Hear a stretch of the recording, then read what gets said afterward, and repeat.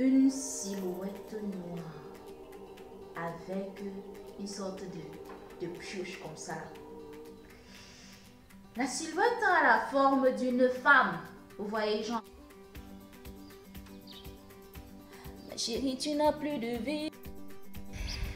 Salut, bonjour, bonsoir, bienvenue à Gigi Ngono. J'espère que vous vous portez bien parce que moi, je pète la forme.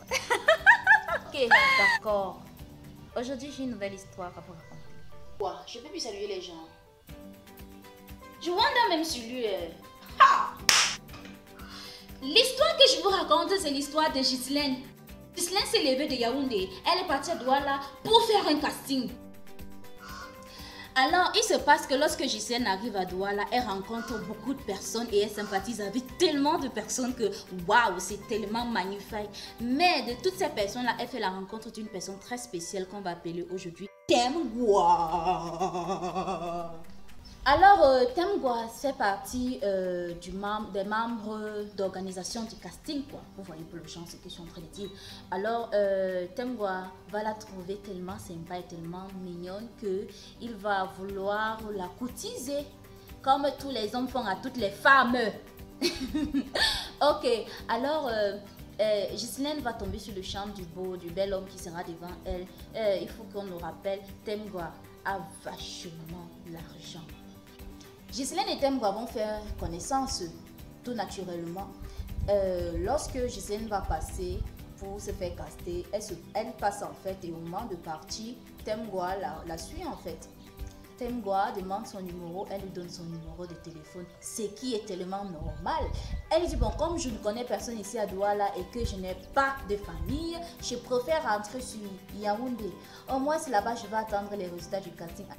Il dit ok, moi aussi j'espère que tu seras retenue ma chérie. Alors, Ghislaine arrive à Yaoundé, Temgwa et elle se mettent à causer naturellement. Ils font connaissance, ils lui posent tellement de questions.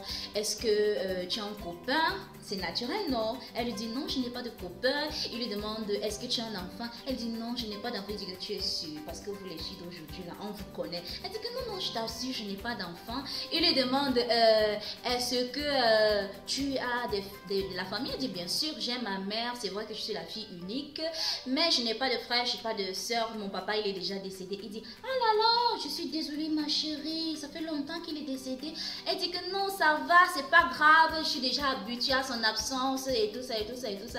Elle dit ok, d'accord, je comprends. Ah maintenant il lui demande tu fréquentes encore? Elle dit non, je ne suis pas, je fréquente plus, je suis juste en train de chercher la vie, je veux être star. Il dit ah bon, c'est ça ton rêve? Elle dit oui, mon rêve c'est devenir star. Je veux être star, je veux qu'on me reconnaisse un peu de partout dans le monde entier. Alors Temgwa lui dit que ok, si tu veux être star, je peux t'épauler parce que je pense que dans notre domaine du cinéma, il nous faut forcément un parent comme dans tous les autres domaines. Et Ghislaine te dit, ah bon, tu en connais des parents dans le cinéma? Il dit bien sûr ma chérie, comment est-ce que tu poses la réponse à la personne qui peut te donner tout ce que tu veux? Elle dit ah bon? Il dit mais bien sûr que je peux te donner tout ce que tu veux. Ok, je voudrais que tu sois ma copine, qu'est-ce que tu dis? Elle dit, je ne suis pas une fille facile, moi. Je ne suis pas là pour sortir avec les hommes mariés.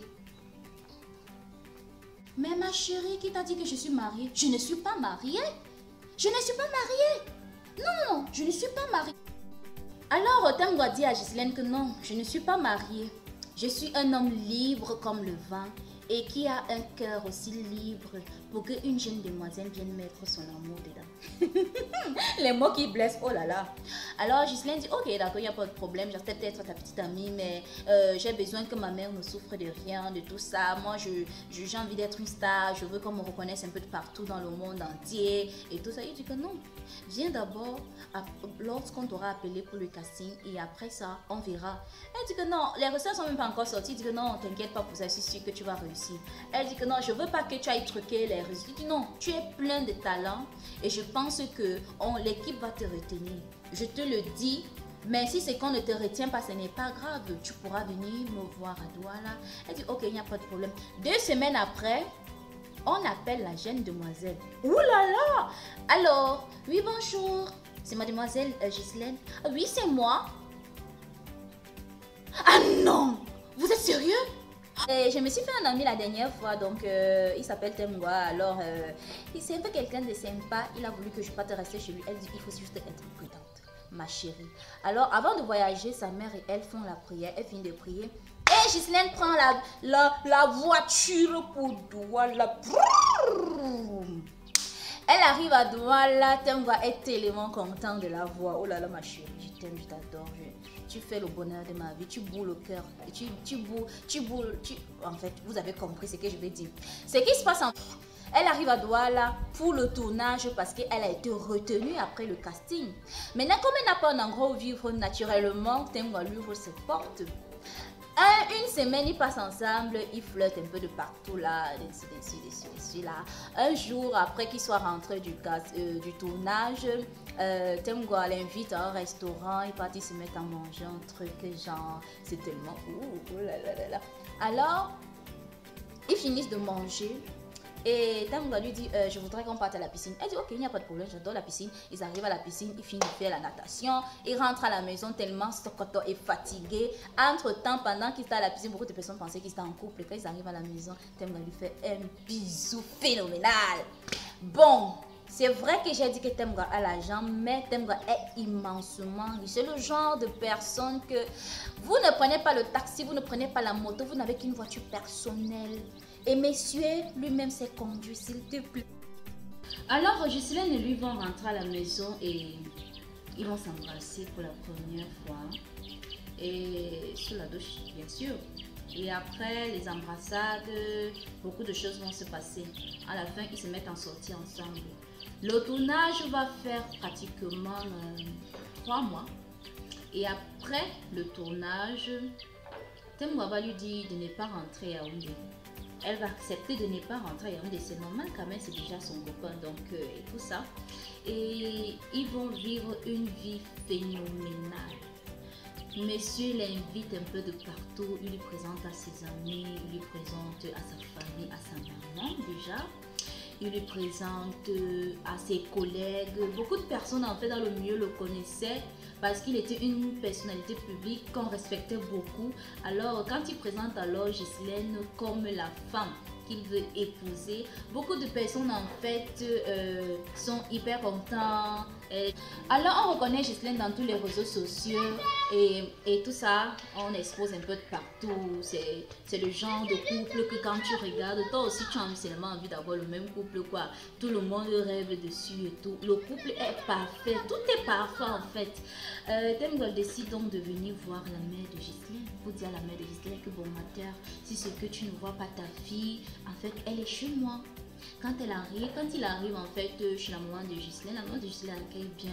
Elle est plutôt contente de voir un gendre qui a un peu, hein, et surtout qui valorise sa fille. Parce que en fait, dans ses statuts, il valorise la fille. Est-ce qu'on peut aimer quelqu'un comme ça? Est-ce qu'on peut faire ceci, ça? Quelle chance j'ai dans ma vie d'avoir rencontré cette perle? Quelle joie j'étais, machin monté, ma chérie, machin. En fait, il lui couvre de l'or, des éloges. Il lui donne les cadeaux dans tous les sens. Le bling bling, le beau, le waouh, le m'as-tu vu, le qui est le d'accord. Alors, la maman de Ghislaine lui dit, ok, je suis content qu'il y ait un mec qui est dans la vie de ma fille et surtout qui la rend heureuse. Temgwa lui dit en fait que Mathé, j'ai envie de déposer Ghislaine. La Mathé lui dit qu'il n'y a pas de problème si tu veux déposer Ghislaine. Nous sommes d'accord, et qui est mon fils? Il faut venir doter.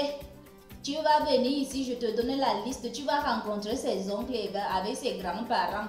Oui, moi je n'ai pas accouché des garçons. Je n'ai que les fils. Je n'ai que ma fille que tu vois là. Alors, ils vont programmer le toqué-porte.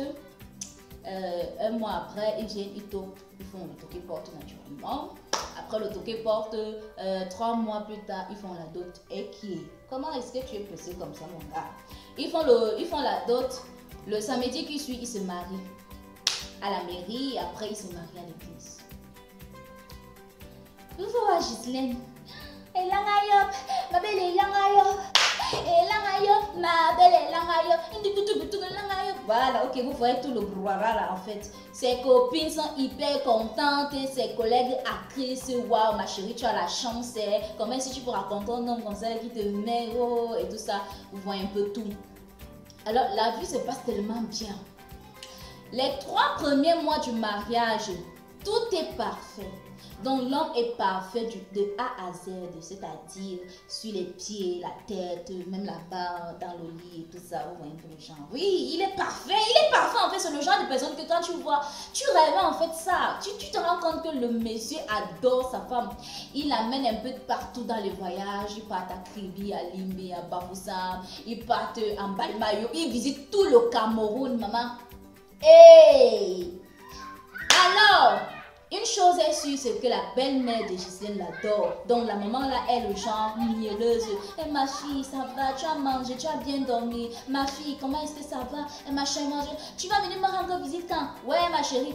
Tu vois un peu le genre, en fait le couple est parfait et tout ça, le jour qui se dispute un peu. Bébé, pourquoi est-ce que tu m'as fait ça? Non, je suis désolée, je voulais pas faire, je voulais pas que tu aies ce problème là. Mais bébé, pourquoi est-ce que tu as fait ceci? Ok, d'accord ma chérie, je suis désolée. Vous voyez un peu toutes les choses là. La vie est magnifique quoi. On se dit en fait qu'on vit dans un conte de fées, que nous autres aussi là, nous sommes un peu perdus. Après donc les 3 mois de lune de miel magnifique et tout ça, la belle-mère de Ghislaine lui dit que je veux que tu viennes passer au moins quelques temps chez moi, ma chérie. Ça fait peu de temps que tu es mariée, c'est vrai, mais je veux que tu viennes chez moi. Elle dit donc à son mari que bon, maman veut que je parte au village. Son mari dit qu'il n'y a pas de problème, c'est ta belle-mère. Non, ma chérie, si tu peux partir, il faut partir, je viens t'accompagner. Hey! Alors, elle se lève et elle va au village chez sa belle-mère. Sa belle-mère l'accueille tellement bien. Même la maison du village est magnifique. Tout est propre, tout est clean, tout est... En fait, sa belle-mère ne tarit pas d'éloges autour. Pour elle, en fait, tu vois, genre, le genre de belle-mère que quand tu vois, tu dis que oui, c'est le genre de belle-mère que je veux. C'est le genre de belle-mère. Alors, la première nuit, quand Ghislaine arrive au village, tout se passe bien parce qu'elle était avec son mari, en fait, naturellement. Donc, tout se passe très bien. Son mari et elle vont faire pratiquement une semaine au village. Et son mari va lui dire, bon, j'ai un travail à finaliser à Douala, comme tu connais notre emploi de temps et tout. Je vais partir et alors je vais te laisser. Elle dit à son mari, il n'y a pas de problème, elle est là avec sa belle-mère, rien ne peut l'arriver. Et surtout qu'elle adore sa belle-mère, qu'il adore également. La première nuit, quand son mari est parti, c'est où les problèmes ont commencé. Il se passe quoi? Il se passe que Ghislaine est partie dans sa chambre pour dormir. Et à peine elle a fermé les yeux, ça faisait 5 minutes, elle a commencé à faire un rêve. Dans ce rêve-là, elle voit une silhouette noire avec une sorte de pioche comme ça.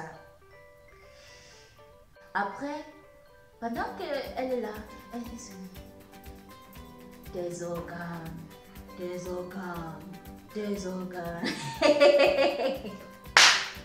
Elle allume la lumière. Elle dit que mais c'est même quoi ça? Qu'est-ce qui ne va pas? Qu'est-ce qui se passe en fait? Le matin, elle raconte l'histoire à sa belle-mère. Elle dit à sa belle-mère que belle-mère, j'ai fait un rêve bizarre aujourd'hui. Sa belle-mère lui dit que raconte-moi, qu'est-ce qui s'est passé? Elle dit que belle-mère, pendant que j'étais en train de dormir, j'ai rêvé qu'il y avait une silhouette dans ma chambre noire avec une pioche. On me demandait mes organes. Elle dit que Aka, certainement tu as vu un mauvais film. Elle dit que belle-mère, tu es sûre?